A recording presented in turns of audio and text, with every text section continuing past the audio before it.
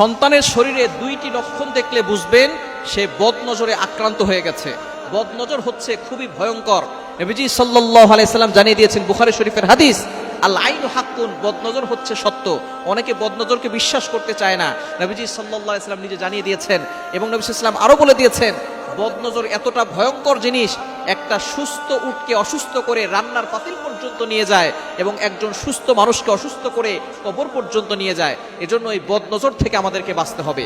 আপনার সন্তানের ভিতরে যদি দুইটি লক্ষণ দেখেন, মনে করবেন আপনার সন্তানের উপরে কেউ বদনজর দিয়েছে।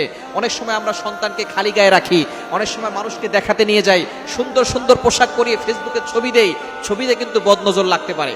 আপনি সবকিছু নিয়ে শো অফ করতে যাবেন না। যাদেরকে বেশি ভালোবাসেন তাদেরকে শো অফ করতে যাবেন না। হাজবেন্ডের ছবি আপনি ফেসবুকে দিচ্ছেন, স্ত্রীর ছবি ফেসবুকে দিচ্ছেন, সন্তানের ছবি ফেসবুকে দিচ্ছেন, কন্যা সন্তানের ছবি ফেসবুকে দিচ্ছেন।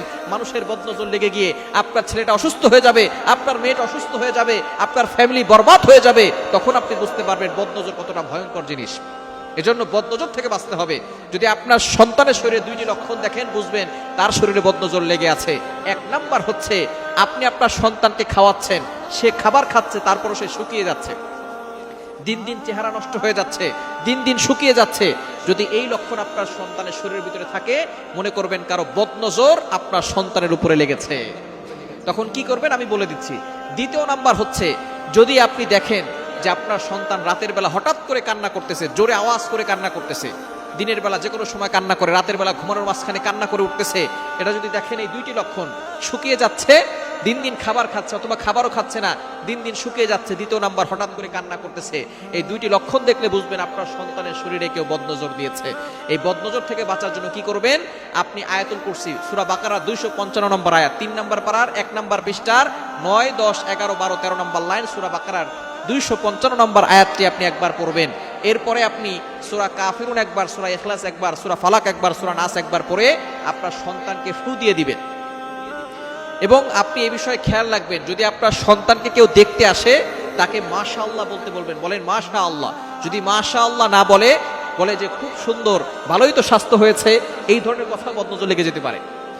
আপনার ঘরের ভিতরে কিছু লোক আছে যারা বলবে সন্তান তো ভালোই স্বাস্থ্যবান হয়েছে, খাওয়া দাওয়া তো ভালোই করতেছে, এই ধরনের কথায় দেখবেন বদনজর লেগে যায়। আস্তে আস্তে দেখবেন সন্তান খাওয়া দাওয়া বন্ধ করে দিছে, সন্তান শুকিয়ে যাচ্ছে।